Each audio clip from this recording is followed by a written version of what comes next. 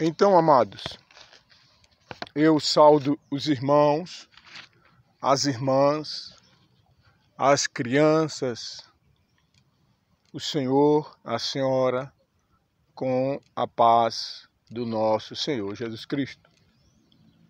Eu o saudo com a paz daquele que sabe todas as coisas.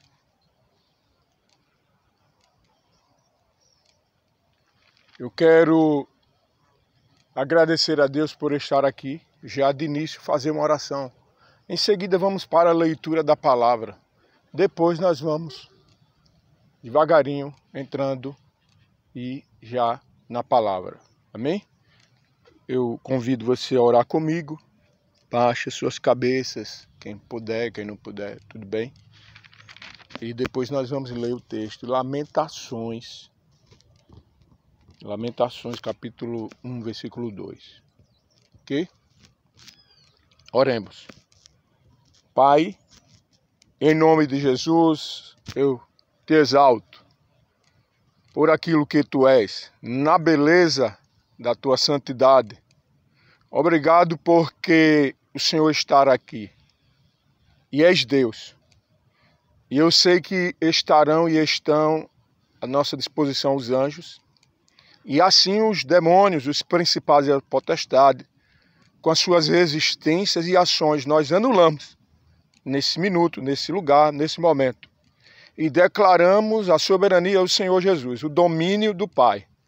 Em nome do Pai, do Filho e do Espírito Santo. E sob a palavra, já que somos homens, somos frágeis, que o Senhor dê a iluminação, a inspiração, o exato momento para cada coisa, em nome do Pai, do Filho e do Espírito Santo. Bem, meus amigos, meus irmãos, vamos ler o texto da palavra de Deus que está no Antigo Testamento. Está no Antigo Testamento, em um livro profético, depois do livro de Jeremias, tem um livro que chama Lamentações de Jeremias. Ok? Esse livro é profético. Então, também tem um quê na estrutura poético. E antes da leitura, um simples panorama. Esse livro data aí os acontecimentos de eu acho que 600, 700 anos antes de Cristo. Esse livro tem como personagem principal Jeremias, um profeta, que nasceu em uma cidade da tribo de Benjamim, né? De herança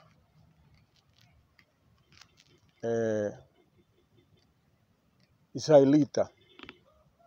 Uma cidade, poderíamos dizer um povoado, sei lá, né?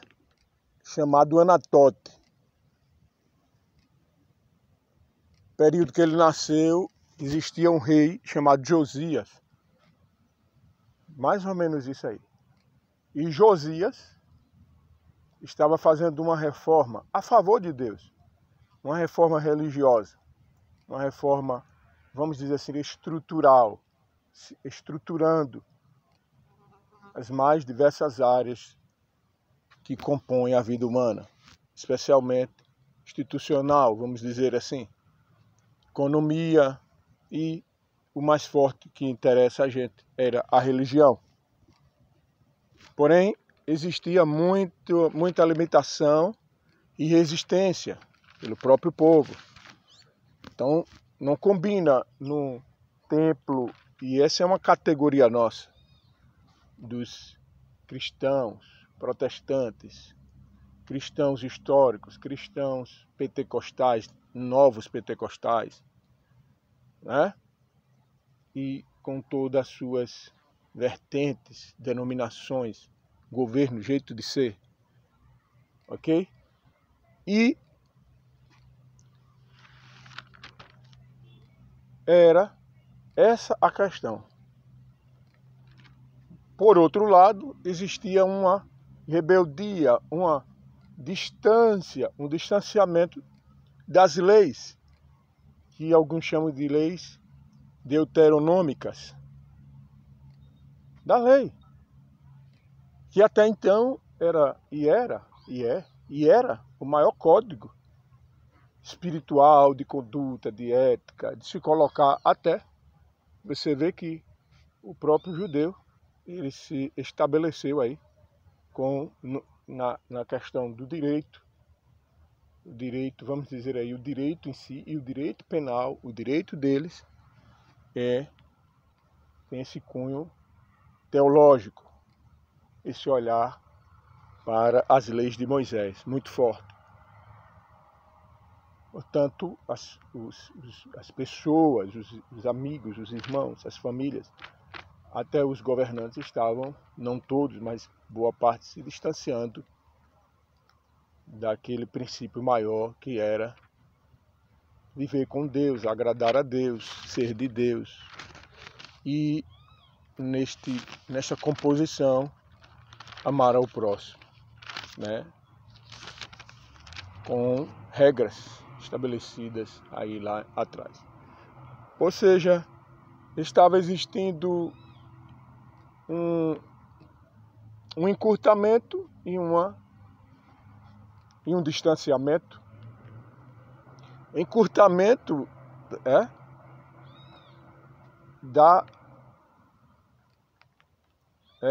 da relação com o pecado, se encurtando. E o distanciamento, né?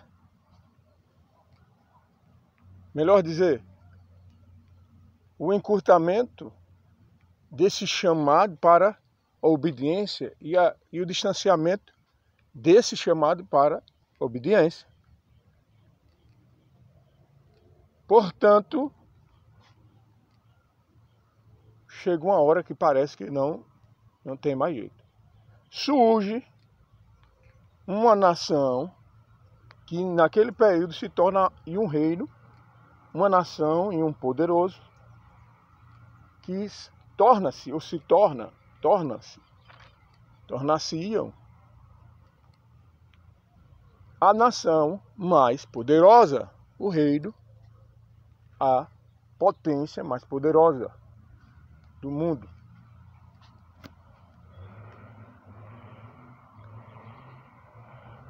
Babilônia,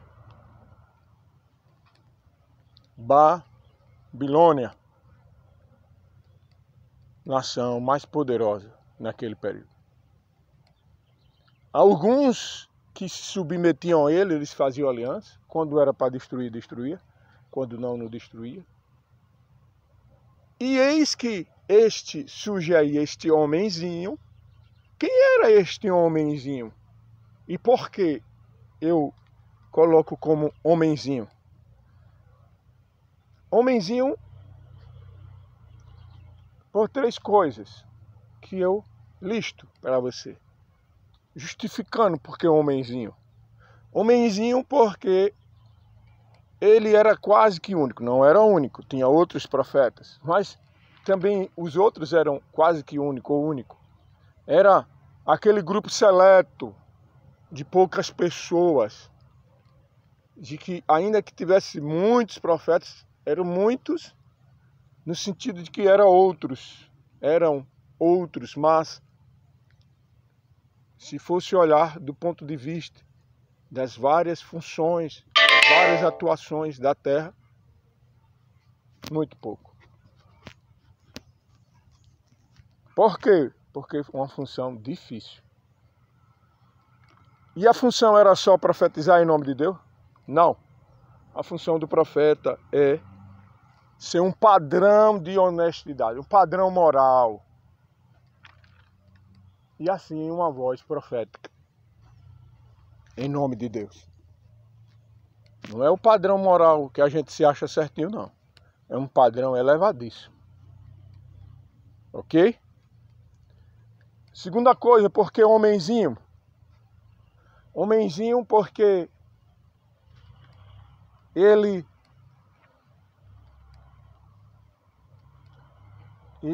era, em certo sentido, único, porque ele imprimia a sua própria digital, portanto, era único.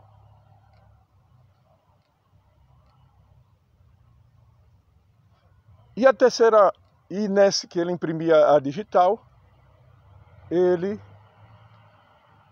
é uma maneira carinhosa de chamar, pelo seu jeito, pelo que eu li e gosto,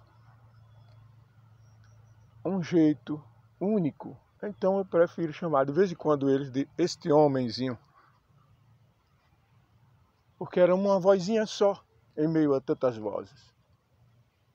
Era um homem bom.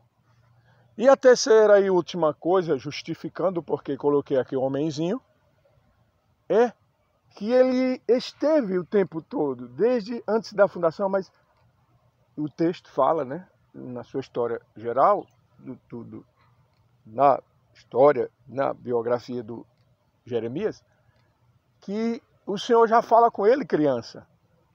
E diz, ó, antes de você nascer, agora ele já entendia quando Deus fala. Então, você está entendendo agora, mas antes de você estar entendendo lá atrás, antes de você nascer, ou quando você estava sendo gerado, eu te escolhi. Então, a terceira justificativa, porque chamo ele de homenzinho, é que ele estava debaixo da soberania de um Deus aconchegante. Aparentemente mau, porque levanta um jovem para ser um profeta que iria pregar, que iria ter a companhia de Deus, mas iria sofrer muito também. Mesmo ele, muitas vezes, sendo um agente da esperança, no sentido da fala, da voz. Portanto, este homenzinho surge no cenário de um povo que não quer obedecer, de um povo que não quer nada, se distancia, encurta no sentido de se juntar ao pecado, distancia no sentido de não querer a obediência. É um povo utilitarista, em certo sentido. E precisa de uma jeremiada. O que é uma jeremiada? É um protesto estrutural, objetivo, utilitário. É para isso.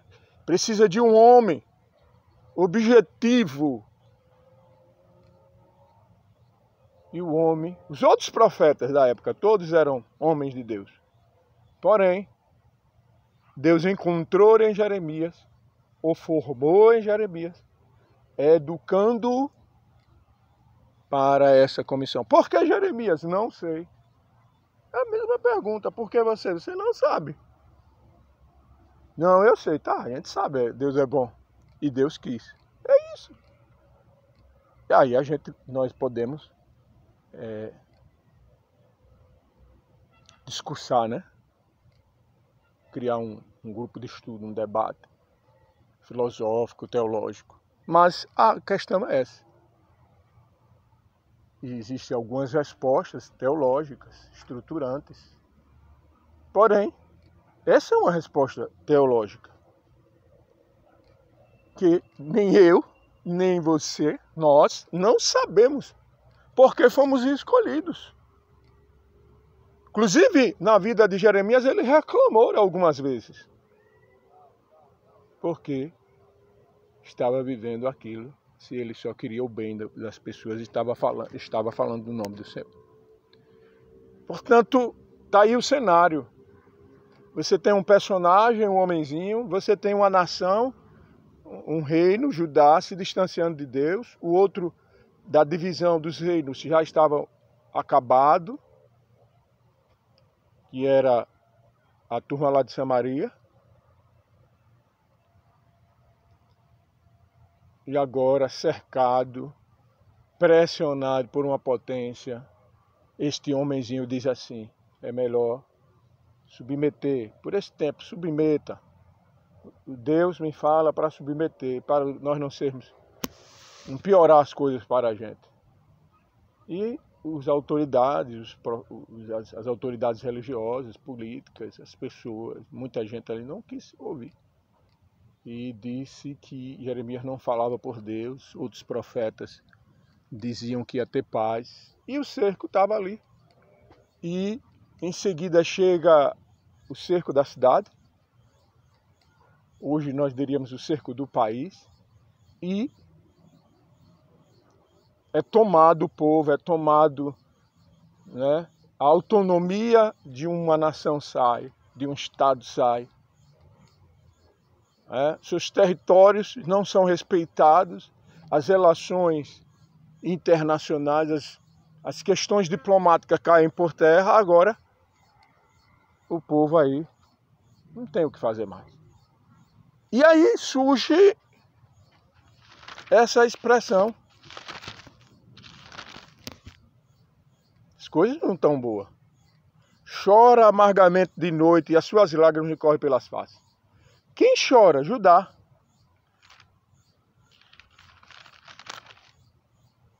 Judá.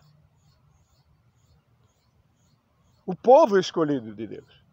Pelas suas próprias desobediências em si. Não e sim. É como tem doenças que geralmente, vamos dizer, se for viral, chega a doença crônica, mas você tem o vírus, tipo o HIV, é o vírus e pode chegar a doença, não é? Mais ou menos isso, eu não sou da área.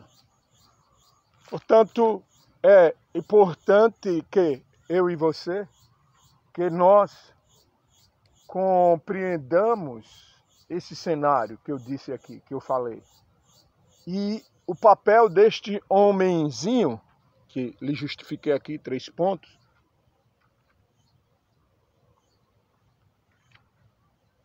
nesse cenário. Eu pergunto aqui aos irmãos, só a título de ver como os irmãos estão, e eu sei que vocês são do bem, em todos os sentidos, eu queria saber uma coisa, quem é esse homenzinho?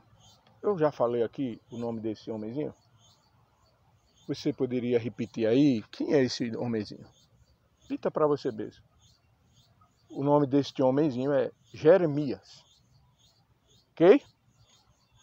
Gente, irmãos, em nome de Jesus, que venhamos aprender muito com esta palavra.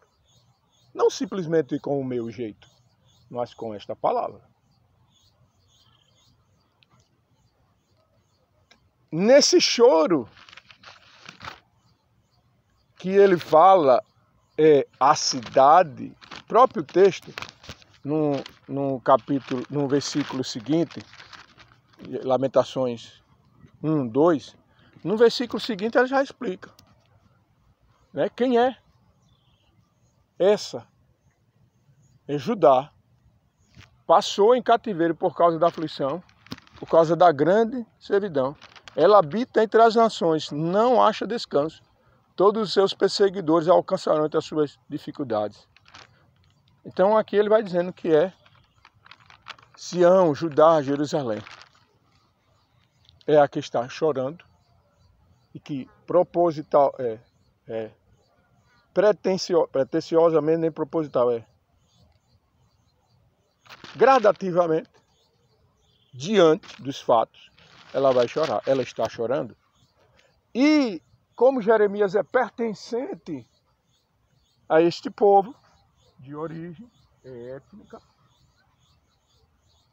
nação, territorial, nacionalidade, Jeremias também está chorando. Eu prefiro olhar neste pouco que estou conhecendo de Jeremias, olhar para ele. Então, eu digo que Jeremias estava chorando. Afinal de contas, ele fazia parte deste povo. Jeremias estava chorando. E tirei um tempo, gastei um tempo aqui com os irmãos para dar esse panoramazinho. Tá, irmão? É necessário. É a nossa construção. Para impor, colocar e desenhar, descrever, ministrar, expor, falar.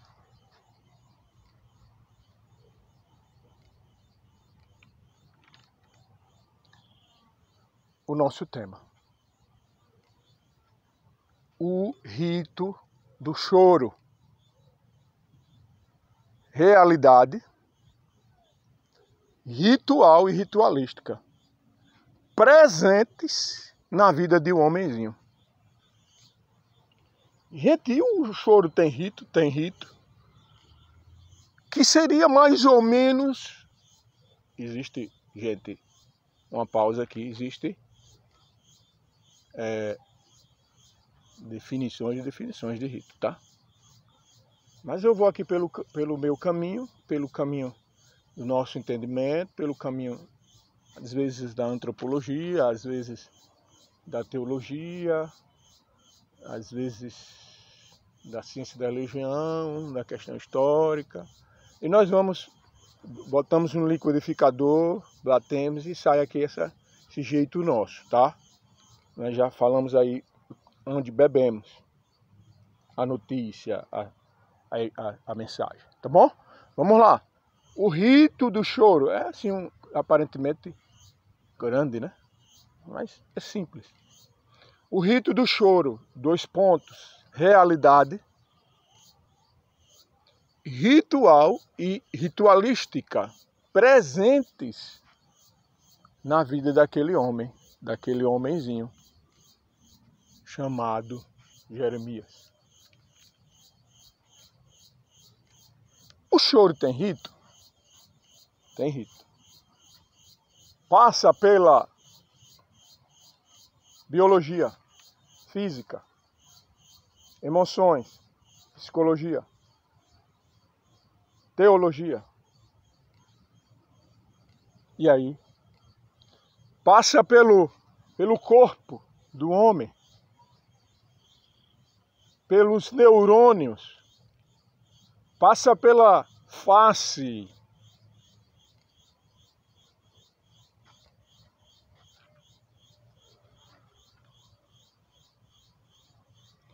passa pelos olhos, chega a jorrar, cair, descer, chega na visível, alguns chamam de glândulas lacrimais, a parte lacrimal, a lágrima. Hormônios são estimulados, tanto para o homem quanto para a mulher.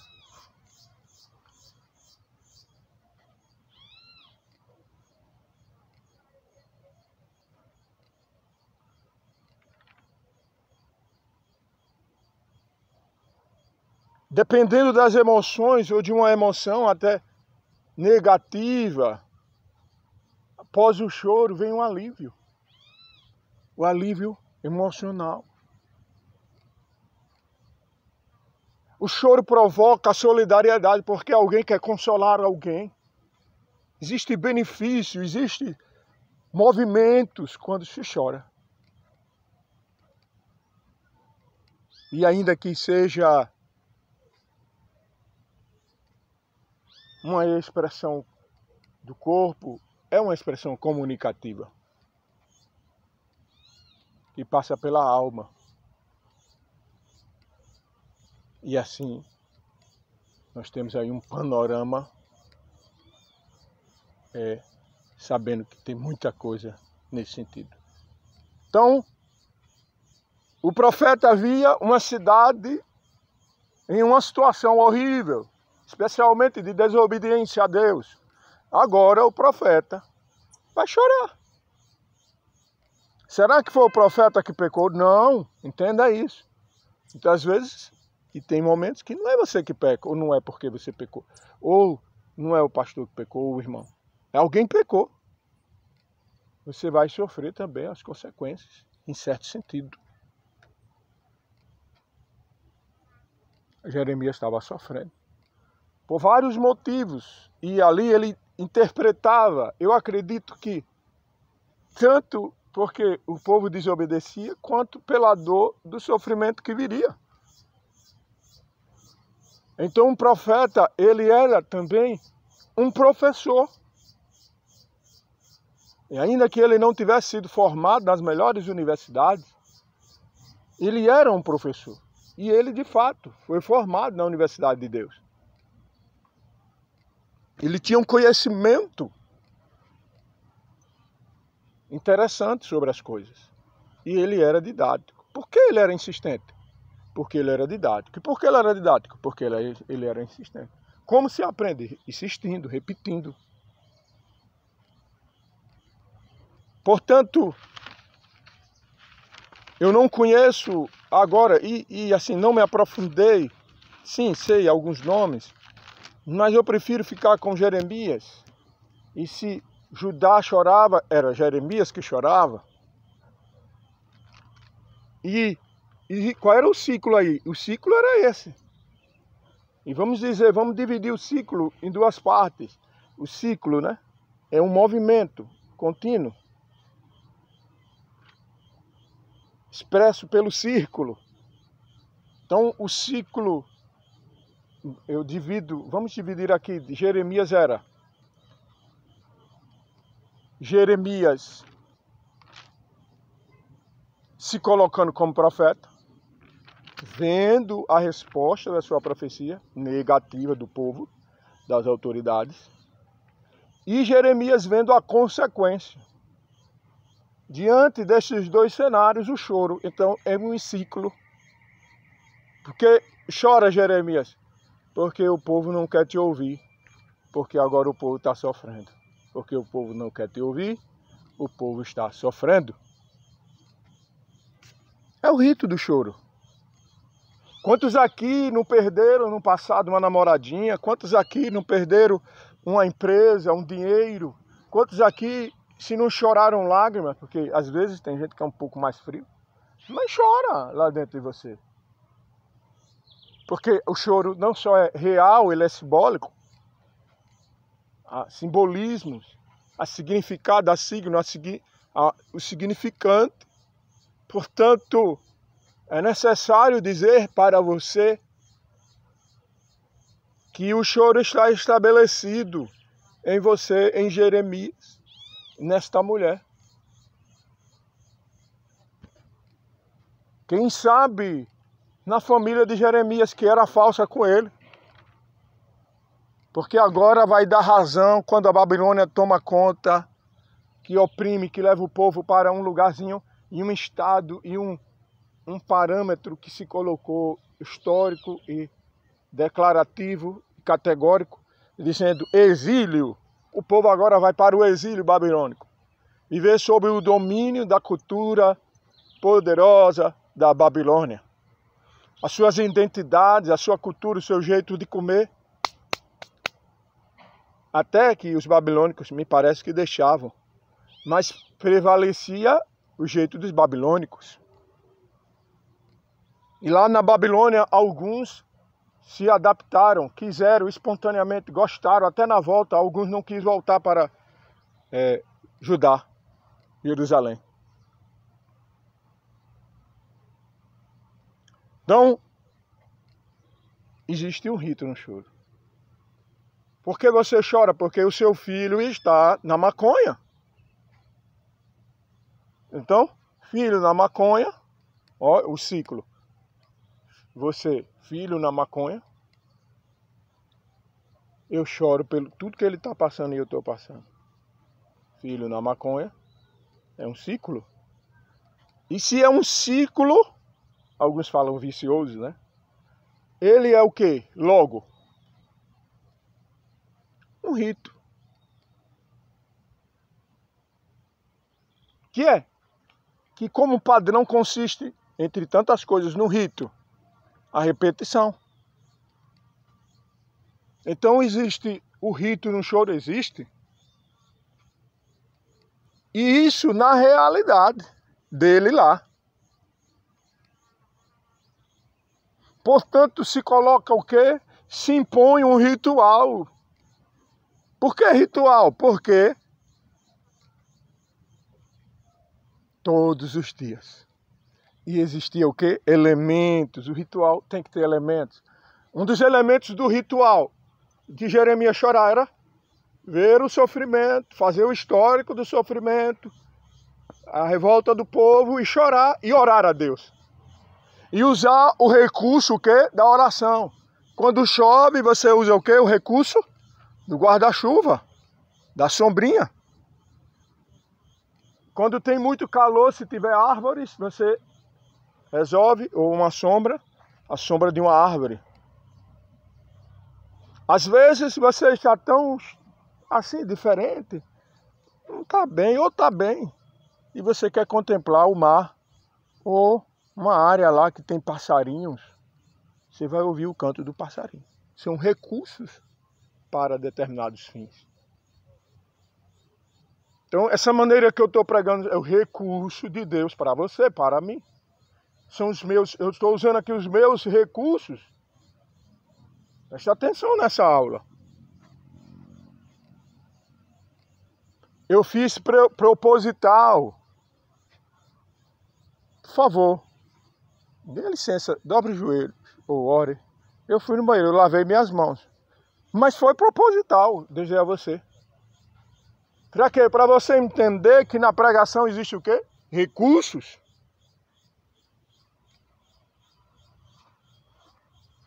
Para chamar a atenção das pessoas. A fim de que a mensagem se aplique. Não é só o louvor e a palavra pela palavra. São os recursos que Deus já te deu, de sobra.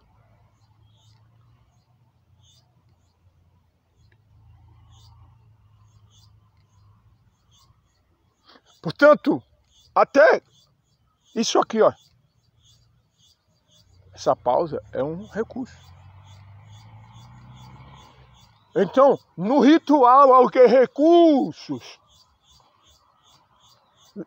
Ele estava vivendo o que? Ritual. Ritualmente, aquela situação. Que é estabelecido a partir disso, do rito e do ritual, uma ritualística. O que é a ritualística? A ritualística é preparada, é um preparo, vamos dizer assim, são normas. Vamos dizer assim, são normas estabelecidas e que, em certo sentido, perduram. Vamos dizer assim, em volta de quê? Em volta de uma situação, de uma história ou de um mito. Então, quando aparece esse povo todo aqui cantando, dançando, Deus está no meio, a gente está em volta dele. A gente pedindo, cantando, conversando, a mesa posta, comendo, mas o centro da mesa e o provedor é Jesus. Quem paga a conta é Jesus. Então, esse movimento todo em volta da mesa, comer, menino, gente falando, é isso aqui que está acontecendo. É a ritualística. E o ritual? O ritual é o povo chegando, é aquelas irmãzinhas que preparam, abrem a igreja, limpam o banco. E o rito? O rito, ele é mais uma intenção pessoal, vamos dizer assim, que se expressa no cotidiano. E tudo isso estava o quê? Presente na vida de quem? De um homenzinho. Justifiquei a você.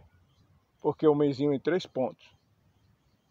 Chamado Jeremias. Quero dizer que Shalom, a paz do Senhor. Boa tarde. Tudo bem com você? Eu desejo o melhor de Deus para você. Eu chamo sua atenção para o exemplo. Quando você vai comer, aí aqui a gente já está entrando naquelas noções mais sobre rito.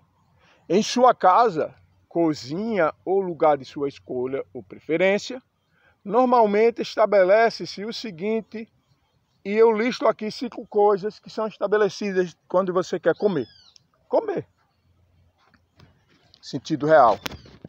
Eu coloquei aqui 5 coisas quando você quer comer. Muito interessante. A primeira coisa, quando você quer comer, são 5 coisas que eu listei aqui. Quando você quer comer, 5 coisas que se expressam, acontecem, que tem que partir, especialmente você. Primeira coisa é o ato de comer, chega a partir de, ou então ele nasce ou origina-se por desejo e necessidade. Primeira coisa, quando eu quero comer, o ato de comer, ele nasce, ele origina-se, ou ele estará a partir do desejo e da necessidade. Segunda coisa é o ato de comer, diante desse primeiro ponto, o segundo é que esse ato de comer, ele progrediu. Para o quê? Para o gosto ou as escolhas. Então você seleciona o que quer comer. Primeira coisa, desejo e necessidade. Segunda coisa, escolha, eu quero ou não quero comer. Terceira coisa, o ato segue os ciclos, sendo que pode ser por sua autonomia, exigências ou mimese. O ciclo obedece. Autonomia, você mesmo sabe comprar, você trabalha, você vai lá e come, ou sua mãe está em casa, é uma família boa, todo mundo come o que quer, enfim, autonomia para comer, né? Ou em cima de exigências. Eu não gosto dessa comida, mas você vai ter que comer, né?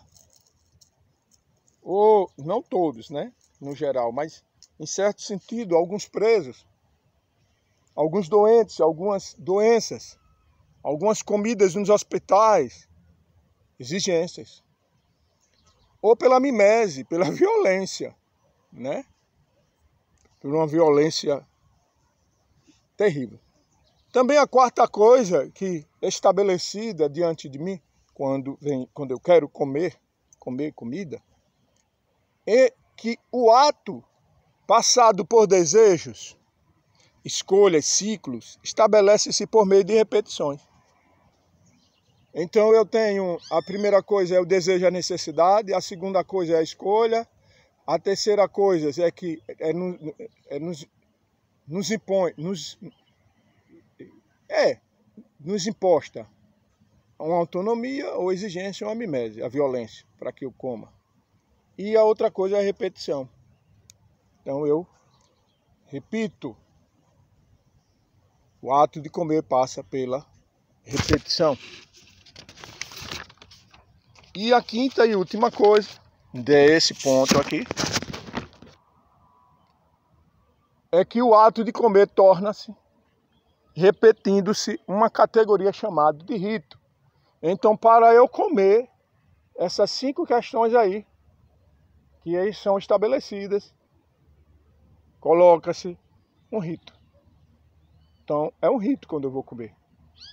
Portanto, desejos, escolhas, necessidades, ciclos, juntos, estabelece-se um mito. Nosso exemplo, direcionamos no quesito comida, mas todas as áreas da vida parecem caminhar para essa estrutura.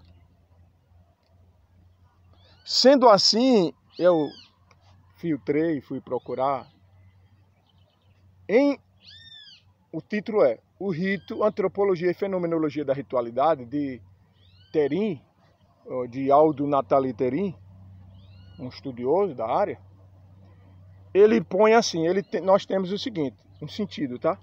O ritos, a ritualidade, não se pode separar da vida cotidiana. Portanto, o choro de Jeremias não poderia ser separado da vida cotidiana. O seu choro, a sua alegria, o que você passa, suas vitórias, seus desejos, seus sonhos, não podem ser separados, porque há o quê? Há um rito, há a ritos e a ritualística. É uma esperança diante própria sua. Deus não usou o irmãozinho para profetizar? Que vai te dar uma casa, que vai fazer isso. Então pronto, tá bom. Aí você começa nesse rito da entrega de Deus para você. Você começa com os seus ritos. Vou ao monte orar. Aí você começa com sua ritualística. Porque em volta você vai cear. Você vai ser mais fiel a Deus. Faz parte da ritualística. Não se separa. A ritualidade, juntamente com os ritos e o rito, tendem a nunca separar. De maneira que, ao examinarmos o rito, podemos classificar em ritos modelos operativos e ritos modelo consciente. Operativo, né? E o modelo consciente. O modelo operativo, aqui vai um resumozinho, tá, gente? Ele é construído pelo estudioso. E o modelo consciente é construído pelo agente da experiência. E assim completamos com mais um sentido do rito, do que é rito. O rito é uma ação e desenvolve em seu seio uma pragmática transcendental. Não é só isso não, tá, gente? Tem mais coisa. Muitos outros conceitos. Mas eu trouxe esse aí. Enquanto se propõe evitar a todo custo a lógica do duplo pensamento. Então o que é que o rito faz? Ó, se Deus é Deus, Deus é Deus, Deus é Deus. Deus é Deus. Amém? Portanto, parece, por ser uma ação pragmática transcendental, o rito sabe o que está fazendo. Todo o tempo, não se engana. Você sabe que quem é o agente principal do rito? Você. Quem movimenta para o rito acontecer? Você. O homem, ele é uma fábrica de ritos. Ele é um gerador de ritos. Ele é um inventor de ritos. O rito sabe o que está fazendo. Então, colocamos aí as definições, algumas, e nessas breves definições, mas o rito é interdisciplinar. Então, é proposto pela professora aprender desse jeito, do jeito de um homem, do jeito de outro, do jeito de uma cultura, do jeito de outra, no modelo sueco, no modelo brasileiro. É proposto, se propõe as leis das diretrizes de educação básica, se propõe os regulamentos de cada município, né, os seus decretos, se estabelecem em cada escola o seu jeitinho, e aí na vida como um todo, como se ensina, e se ensina assim, e não se ensina só, tá, eu estava orando, Deus mandou eu ficar em silêncio olhando para o relógio, o movimento do relógio, muito difícil, porque a gente sempre quer conversar. Mas, vamos dizer que é coisa, para muitos, medíocre, mas isso é educação de Deus. Observa. Então, ele é o quê? Você vê o que eu observei, tanta coisa aqui, na hora lá. Ele é interdisciplinar. Ele serve para educar, através de várias maneiras. Pode ser também uma disposição organizada, a harmonia das partes de um todo. Pode ser a arte, porque a própria arte, em todos os sentidos, e a arte como sentido, né? Ela é um ciclo. Então, o ritual pode ser restaurador da saúde, a terapia. O que é uma terapia se não um rito? Uma doença e um remédio, uma doença e um remédio. Uma doença e uma proposição, uma proposta para ser curado. Esse não deu, esse não deu, esse não deu, remédio nenhum. Ah, o chazinho da vovó não ficou bom, tá bem. Não sei o que fazer mais, a pele dele, a pele dela não tá boa. Ah, me lembrei, lá em Aracaju, na rua de Goiás, tem um naturopata, me disse um dono de uma farmácia. E a esposa dele comia camarão, assim, do mar, né? Do rio, enfim. Crustáceos, né? Essas coisas. Camarão e ele disse que ela entravava, ficava mal. Indicaram ele, dono de farmácia, não sei quantos anos. Trabalha nessa área há 30 anos, ó. E ele disse que, meu irmão, eu levei ela para lá, pro naturopata. Minha esposa tá boa. Mas teria que existir o que era um ciclo, um rito, para que ela ficasse curada. Eu vou ouvir o médico, o exame, eu vou no médico, o exame, eu converso, eu como, eu não como, eu tomo, eu não tomo, eu tomo. Juntou tudo isso, estabelece-se a terapia. É uma proposta para a cura ou alívio da cura. Então, como diz lá no próprio Jeremias, o bálsamo de Gileade. Eu tenho uma coisa contra o meu povo, porque eles me deixaram. Eles procuram agora cisternas rotas, vazias, que não tem água. E eles não sabem que o bálsamo, o remédio certo está em Gileade, está com Deus, é o próprio Deus. E o bálsamo de Gileade era aquele remédio, aquele produto que, se ele não curasse, naquele período, se pensava, ele aliviava algum tipo de dor. Era considerado muito bom. Dito isto, como identificar um rito? Inicialmente, temos que ter em mente essas três palavras, que se completam e, ao mesmo tempo, são distintas entre si. Rito, ritual e ritualidade. Já falei aqui. Isso deve estar em nosso discernimento pontualmente. Então, rito, ritual e ritualística. Vamos lá, mais ou menos. O rito é pessoal. Vamos falar. O ritual é a ação pessoal. E a ritualística é toda uma cultura que eu estabeleço em volta daquele objeto, em volta daquele mito, daquela pessoa, daquele desejo. Né? Por exemplo, desejo de comer. Aleluia! Vocês estão acompanhando nosso seminário, nossa palavra? Dessa maneira, rito. Olhando isso aí, nós podemos pensar como algo que opera no conjunto. Pessoal, lá no conjunto. E o ritual como algo que opera no global. Né? Sai do particular para o comunitário. E a ritualística como agente que trabalha para manter o ciclo.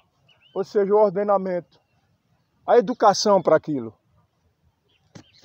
Entender o que seja ciclo é essencial. Assim, os ritos em seus modelos são modelo consciente, modelo formal, modelo fenomenológico. Amados, no modelo consciente nós temos descrito ele é descrito por aqueles que vivem a realidade religiosa. Jeremias vivia a realidade religiosa de Jerusalém. O modelo formal, o modo de estudar, presentes nas ações, na performance ritual, por meio de regras. Jeremias vivia as suas performances. Porque não era a oração só, era tudo que acontecia em volta da oração. As propostas. Olha, Jeremias, não vá na festa, eles são falsos com você, os seus próprios familiares e o povo da comunidade. Portanto, se estabelece um ritual de que eu não posso ir para alguns eventos sociais. Isso vai me educar. São regras. E o modelo fenomenológico nasce no contexto cultural religioso, com a influência dos religiosos. Jeremias, na sua cultura, no seu ritual, nesse modelo ele era influenciado, que ele foi influenciado pelo profeta há mais de 100 anos, chamado Oséias. E ele estava influenciando outros, inclusive pessoas do seu próprio tempo. Ainda o rito, fenomenologicamente falando, é uma ação sagrada repetitiva. Eu vou orar, eu vou orar, eu vou orar, eu vou orar. eu vou chorar, eu vou chorar, eu vou chorar, eu vou chorar. Composto de uma ação e de uma palavra ou de um mito. Então eu vou chorar dizendo, eu creio na minha vitória, eu creio na vitória da salvação do meu filho. Ou de um mito em volta de Jesus, o mito maior. Não, olha, você já viu que diz assim, tem até músicas que o pessoal gosta? Eu vou adorar, adore. É isso mesmo.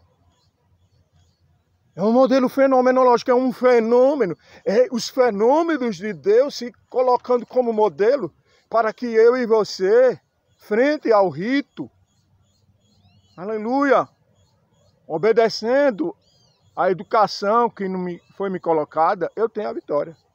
Então, no rito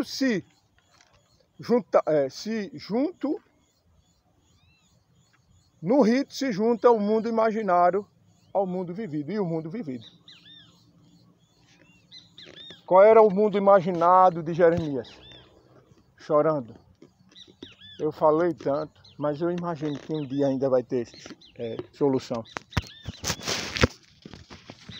Amados, pensando em Jeremias e nesse nosso tema, o rito do choro, realidade ritual e ritualística presentes na vida de um homenzinho. Aleluia. Nós temos também como classificar o rito. Então nós trouxemos aqui 6 pontinhos que classificam como sentido de classificação de ritos. São vários que existem. Primeiro os ritos, eles são classificados como ritos apotropaicos,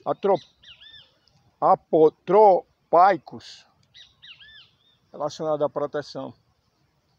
Os ritos eliminatórios, para afastar. Os ritos de purificação nós temos, que é o ético. Eu pequei, vou lá orar, me arrepender e muito mais. Cada religião tem os seus. Né? Os ritos sacrificiais, Jesus foi o nosso sacrifício. O verdadeiro rito, Jesus foi. Ele praticou o verdadeiro rito. Ele veio e não pecou, morreu, ressuscitou, ele se tornou sacrifício. Talvez o ritual por excelência, e eu acredito. Os ritos de repetições de dramas divinos, parece ser o mais completo.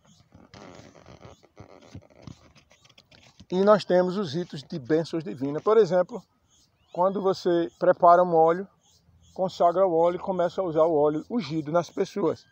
Que ainda que alguns judeus, ou que conhecem bem o Antigo Testamento, não concordam, eu concordo.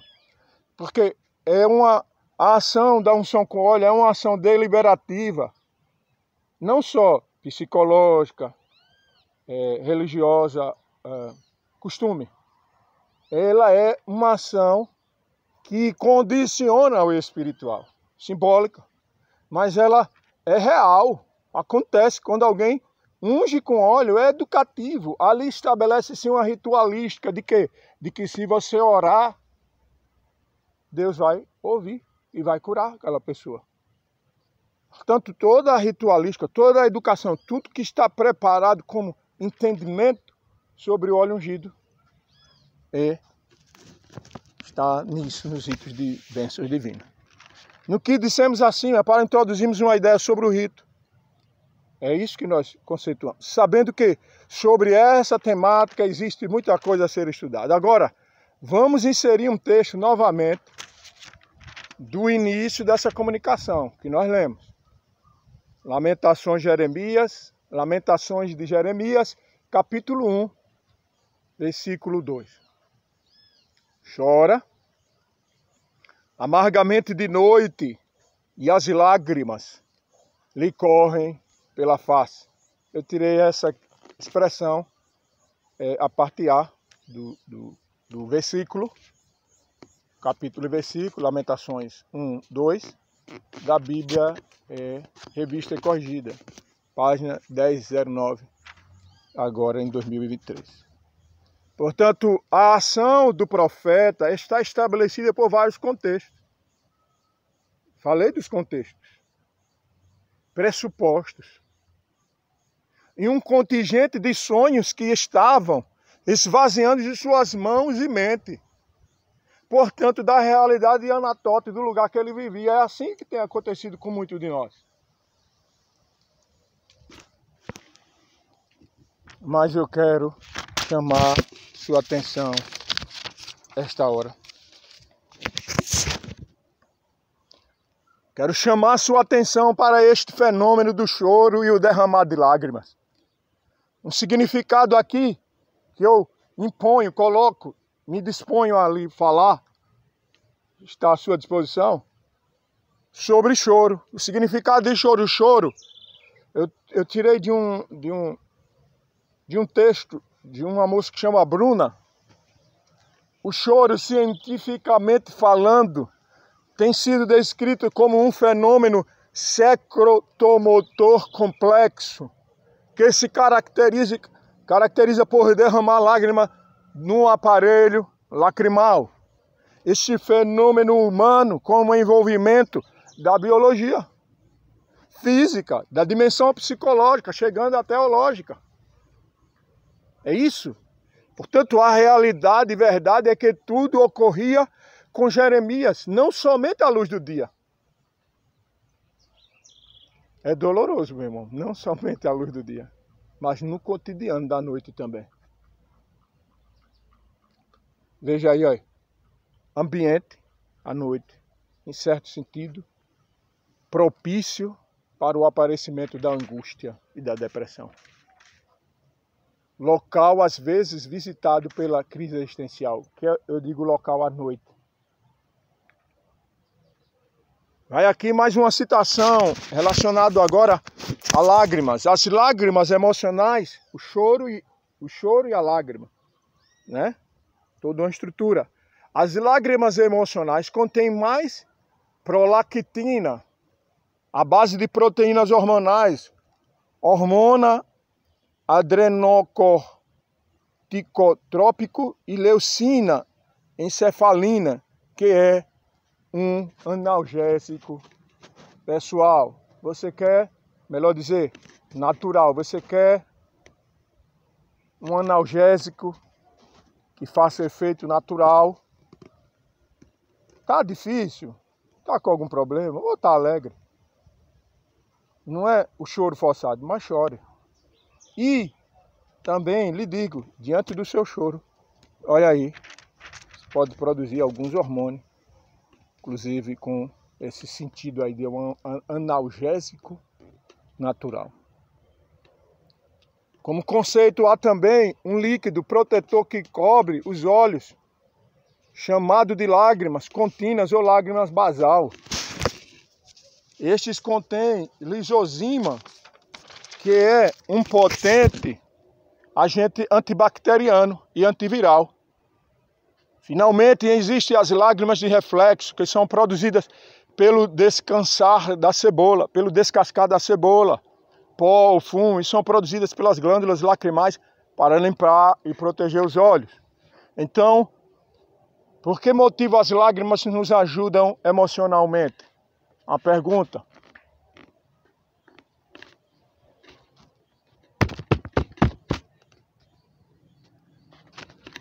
As lágrimas emocionais ou geradas pelo estresse ajudam-nos nos momentos difíceis de diversas maneiras.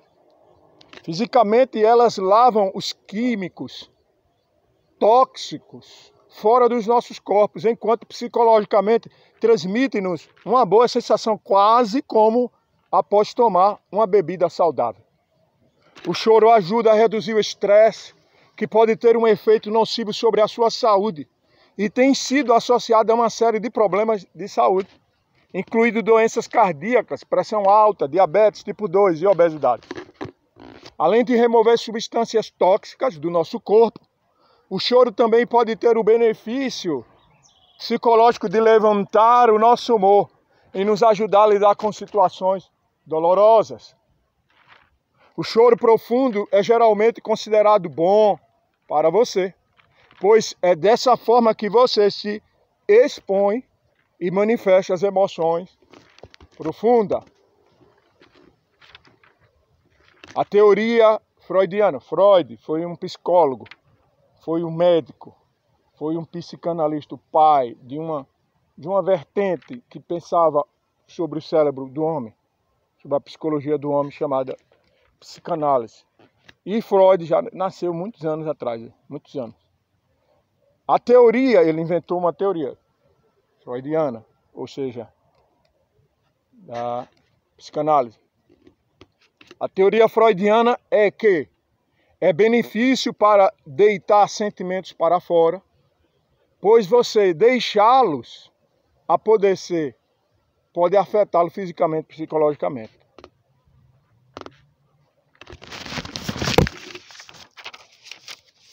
Nesse sentido, ouça essa informação. Por favor, pessoal aqui da igreja, todos. Olha aqui, ó. Uma informação relacionada a um hormônio. Nós estamos falando de Jeremias e o rito do choro.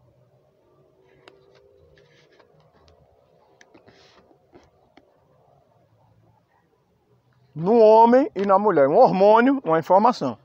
Vocês sabem mais do que eu. Estou só trazendo, sim, né? Um pouco da pesquisa, mas é isso aí, para a gente melhorar. Quanto a o ato do choro, do derramar lágrimas sobre a face. Então, nesse sentido, ouça essa informação relacionada a um hormônio no homem e na mulher. Quando o ato do choro, quando acontece o choro. Para que serve prolactina na mulher? A prolactina é um hormônio.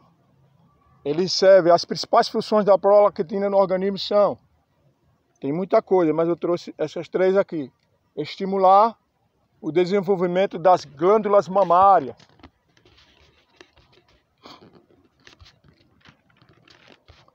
Promover a produção de leite nas mamas após o nascimento do bebê. Regular a menstruação após o parto, contribuindo para evitar uma nova gravidez durante o período da amamentação. Além disso, acredita-se que a prolactina, um hormônio, também participe da regulação do metabolismo do corpo, isso é na mulher, tá bom? Influenciando no controle do peso, formação dos ossos e crescimento dos cabelos, por exemplo. Já no homem, a prolactina no homem, esse hormônio, tem papel nas seguintes funções. São muitas, eu trouxe 6. Regular a produção de testosterona. Alguns falam que é o hormônio masculino, né? Manter a produção saudável de espermatozoides. Modular o sistema imunológico, o sistema que defende a gente. O nosso corpo. E promover a formação de novos neurônios, reduzir o estresse e a ansiedade. Desta forma, aqui nos homens, os níveis normais de prolactina no homem têm importantes funções para manter o organismo saudável. Eu tirei essa de um endocrinologista chamado Grose. Desta maneira, homem e mulher são beneficiados com o choro. Sim, guardados os devidos cuidados. A atuação desse hormônio prolactina. O que dissemos? A fim de clarear a compreensão do assunto, inserimos o texto A Pragmática Transcendental como primeira filosofia, de Francisco Xavier Romero Botim. O texto nos entrega sobre essa pragmática a compreensão que o indivíduo na vida, a priori, já sabe de tudo diante de si, não é? Aqui não é a onisciência de Deus, aqui é diante dos fenômenos da vida. Portanto, ele escolhe as condições normativas para agir, como Jeremias estava agindo nesse ciclo do choro. Por assim dizer, todo discurso levanta em primeiro lugar as três pretensões universais à validade, que é a verdade, a correção e a veracidade. É isso aqui que nós estamos fazendo. O rito vai contemplar a verdade. Você está vendo como é importante entender sobre o rito? Ele vai contemplar a verdade, Jesus Cristo.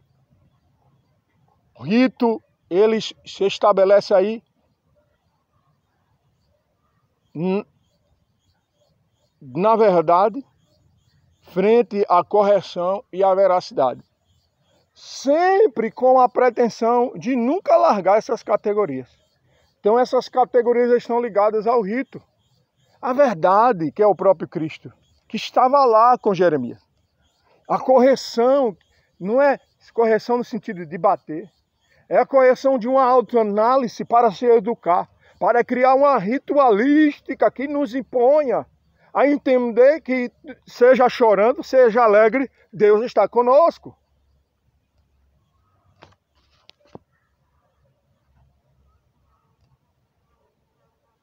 Jeremias obedecia a diversos ciclos, dentro de um ciclo maior com seus círculos. Como é que você passa 40 anos profetizando e ninguém quer se converter? Como é que lhe batem na cara? Como é que lhe chacoteiam? Como é que lhe prendem? Como é que lhe privam? Como é que são falsos com você? É assim que os pastores vão viver. Todos, basicamente, os pastores. O rito ligado à prática do lamento e choro era real na vida de Jeremias. Também era religiosamente recheados de ritos, que obedecia a uma ritualística, porque a ritualística é para educar. É a educação por excelência, que mantém os ritos, que o profeta operava. Isso durante muitos anos que ele viveu isso. Mas ele não desistiu, chorando ou não, ele não desistiu.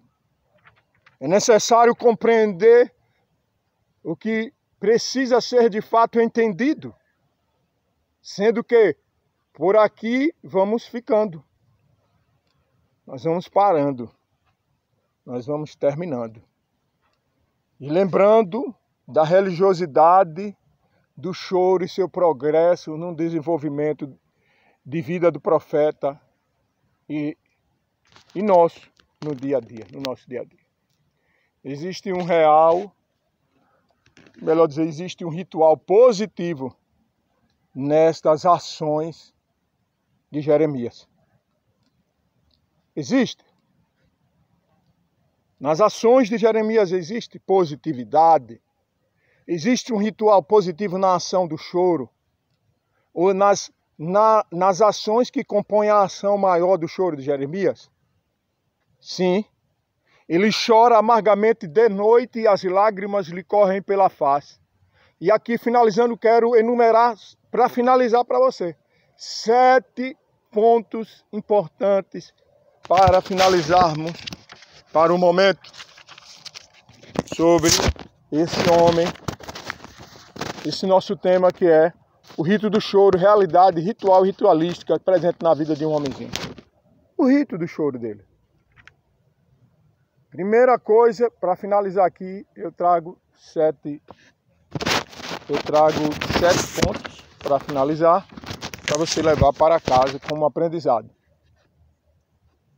Como se fosse uma recapitulação desse nosso texto, desse nosso discurso.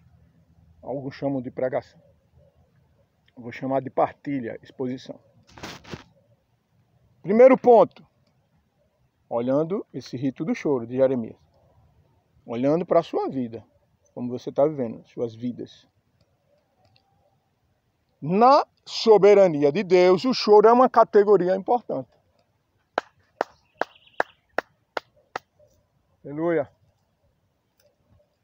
Bata a palma, por favor.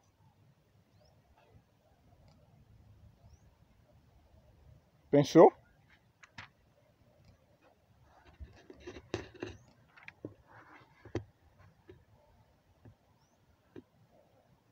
Pensou? Primeiro ponto, na soberania de Deus, o choro é uma categoria importante.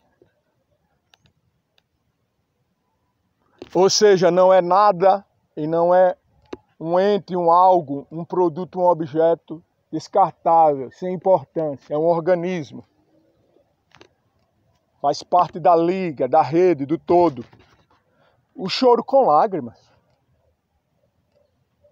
Importante na soberania de Deus. Ou seja, abaixo de Deus o choro é importante. Com lágrimas na face. Essa é uma fonte geradora. É como se fosse uma fonte geradora, uma cisterna cheia.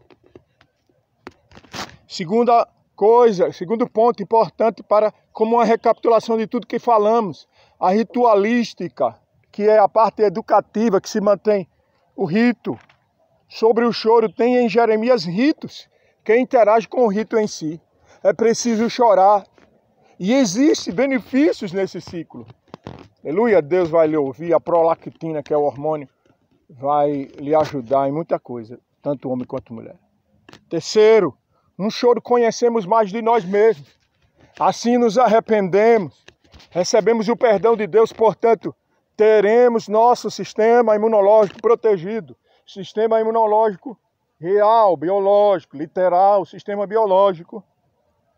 Num contexto mais macro, micro, sistema biológico, no sentido simbólico, teológico, antropológico, tanto no corpo quanto na alma e no espírito, nós criaremos uma defesa.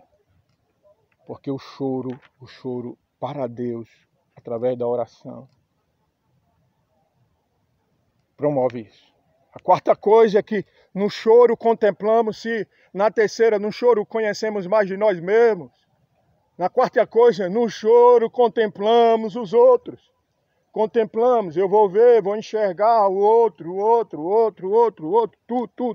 tu. Percebe isso, irmão?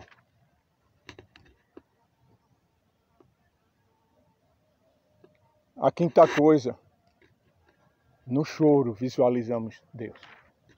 Se nesse terceiro ponto, no choro, conhecemos mais de nós mesmos. No quarto, no choro contemplamos os outros. No quinto, visualizamos Deus. Quer dizer que não como em um espelho embaçado, mas agora, claramente, como diz Paulo, passamos a ver Cristo. O único que sabe a seriedade e a profundidade de um choro. O valor real e simbólico do choro. Ninguém sabe tanto quanto Jesus Cristo, nem Jeremias, tão admirado que eu tanto amo, que se estivesse aqui daria um beijo, queria ficar perto dele, mesmo com todo o sofrimento. Nem Jeremias, nem você sabe o que é o valor do choro. Jesus sabe. E bem-aventurado os que choram. Temos mais 2 pontos para finalizarmos. O sexto ponto e o sétimo. No sexto, é interessante entender esse negócio de usufruir de benefícios quando você chora. Falamos aqui que para as mulheres tem benefício, para os homens. Nós tiramos uma coisinha de nada, mas tem muita coisa, muita dimensão, muito estudo, muito artigo, muito escrito.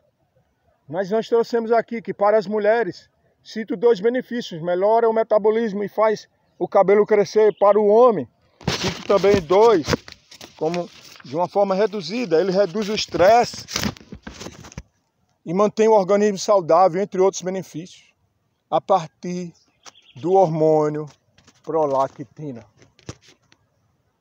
Amados, se o choro me beneficia, que a própria palavra diz, bem-aventurados que choram, porque eles serão consolados. Por quem? Por Deus, primeiramente.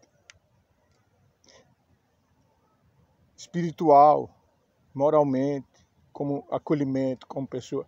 Portanto, também, no corpo físico, biológico, há benefícios. E por último, este ritual do choro, Jeremias. Jeremias, homem, Jeremias, mulher, menino, menina. o ritual do choro, o rito do lamento com lágrimas. Seja dentro de você, sem derramar as lágrimas, nas preocupações, né? Como real e como simbólico. Chorar com os olhos, chorar com a alma.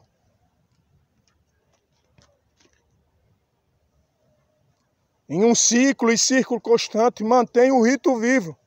E a força da ritualística. Reforça não morte, mas vida.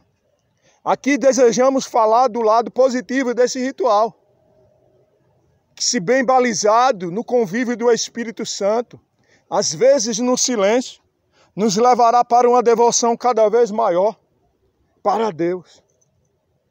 Deus é ritual, Deus é ritualística, Deus é rito. Porque sobrevivemos essa nossa religião com ritos, mito e símbolo. Então, nós temos rito na nossa religião, o rito da oração, do choro, do louvor. Nós temos o mito, Jesus é o nosso mito, a construção da ideia. E nós temos os símbolos, tipo, nós temos o símbolo, a ceia do Senhor, o batismo, que são questões institucionais e simbólicas. São organismos vivos e caros para a nossa fé. Portanto, diante desta palavra que comunico com os irmãos, deste devocional, do seu devocional lá na sua casa, pode ter sim choro. Pode chorar, pode ler a Bíblia e chorar. Não sei, eu não estou aqui para que todos somos diferentes, não sei as culturas, as pessoas, mas se aproximar de Deus sem derramar uma lágrima, pelo menos na vida, eu não sei se dá certo. Portanto, seu devoto